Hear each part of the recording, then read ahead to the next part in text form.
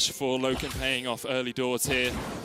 Kanavi's going to be able to get double scuttle. Doesn't quite have that level 4, but is looking down towards the bottom lane once again. There's a ward just across the wall here. Lumao's going to clear that one out with the sweeper. Kanavi actually takes it in the end. Kaiwing and Unify, what have they got? Got the cleanse, they've got a heal. Is that enough to get away from the JDG dive?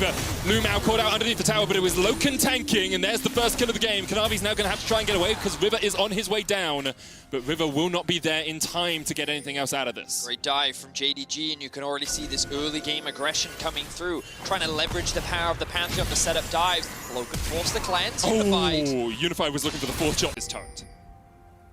All right. Oh, my throat. Right. I'm looking now at the top lane. Lumao has got early boots. A wave is stacking up towards the top side of the map. Level 6 has been hit. Yagao level 6 as well. PSG is in danger. Hanabi just hit 6 and leveled up the Call of the Forge God, and now Lumao is coming up with Yagao. There's the showstopper to try and pull River away from the turret. The knockup's going to come through, but already the kill goes down. JDG, they're second on the board, and this proactivity is pleasing to the eye. Notice that JDG changed targets. They really and could cleanly execute upon the dive. Flash in from Zoom immediately onto River, locks him down. Means that they don't have to gamble diving that tanky on this early on into the game. They still get what they want. But now they have their eyes set on Tank. The stun coming through, here it comes. No shift going to be available as well. Yagao dives underneath the turret. Tank just has nowhere to go. One more auto. Yagao swipes away and Tank goes back to the fountain. Matt, Lumao is just such a joy to watch. Yeah. Information, get a bit of vision, and Loken's going to be free to get a bunch of plates in the bot side. Now, what I love when you play a support like Pantheon and Pike are the quintessential examples of this, is early roaming doesn't just net you gold. What it nets you is vision control, because as soon as you can get to the Umbral Glade, you can deny so much more vision from your opponents, and your roams become so much more potent, and PSG are trying to stop that by going in on the bottom lane. Deadly Flourish lands on Loken, and there's nowhere for him to go. Hanabi will take the kill. So I was concerned that PSG wouldn't be able to punish the flashless Loken, but they're able to finally get their first kill of the game. They're going to look to convert this into the first Drake of the game as well. PSG answering back some of the aggression that we've been seeing from JDG. It's a good TP investment. Of course, Zoom still has his, but he'll stay up in the top lane for now. Navi's actually looking to get in here. Magical Journey's available for PSG, and they're just going to run out of the pit. The Dragon isn't low enough for River, and he can't get the auto as attacks off. Almost goes down in the end, secured by Yagao. And what looked good for PSG has totally turned on its head as Kanavi almost lands the abscond. Duck steals away the tempered bait. River has to flash. During this fight, PSG have been forced back in the top lane. So what does this mean? Well, JDG do have to commit a TP, but now Unified is stuck on the top side of the map with 30 seconds until the Drake. So at this position, there's no way that PSG can look to contest because they've lost the mid priority. This is going to be easy for JDG. JDG don't care. They're going for the fights. You can't do that to a Bard. He's just around here collecting his meeps and getting some chimes, and here comes the Starfall. Lumao's going to dive the turret in the top lane, and he still has the Aegis Assault. Unified down. Lumao gets the second. Wow. JDG like, yeah, we don't care about the Dragon right now. We're just playing for kill. Kanavi's only going to get stronger as the game goes on as well. And then, of course, you've got the classic Ashe with the late game carry. Like, PSG, they needed to try and make some plays in the early game. That's falling apart. JDG, they're not slowing down. They're looking for another play mid. Kaiwing caught up in the parallel convergence, pops the stopwatch, but only stops time for a second. Tempered Fate, get the double, go golden. Call of the Forge God's going to come through as well, but Kaiwing is already done for. Jada Crystal Hour goes wide as now they dive onto Tank.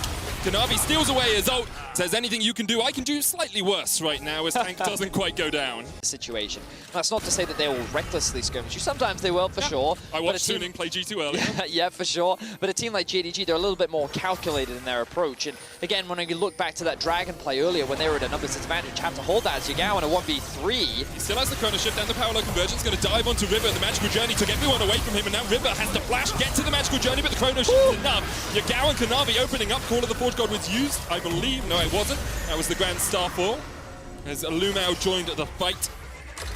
And this is the calculated skirmishing we were talking about. Look at how patient Yagao was. 1v3, he does not mind, and now they're going for the dive. Oh, Unified, like he was doing everything he should do in that situation. He was backing away from the tower. He was saying, yep, you guys can have it. And now the Tempered Fate comes out as Hanabi tries to join the fray. But so far, we have yet to see a JDG player die. And there's the third from PSG. There's the fourth. Make it 5. JDG with a clean ace in the bottom lane. Wow. And the only reason why is because River just respawned. JDG are absolutely dismantling PSG. 19 minutes into the game, they're looking to break into the base. PSG have no answers. JDG of 11,000 gold ahead. And we can see you answering the bottom lane. We're actually going to leave Yagao down there because he has the teleport to join the fight.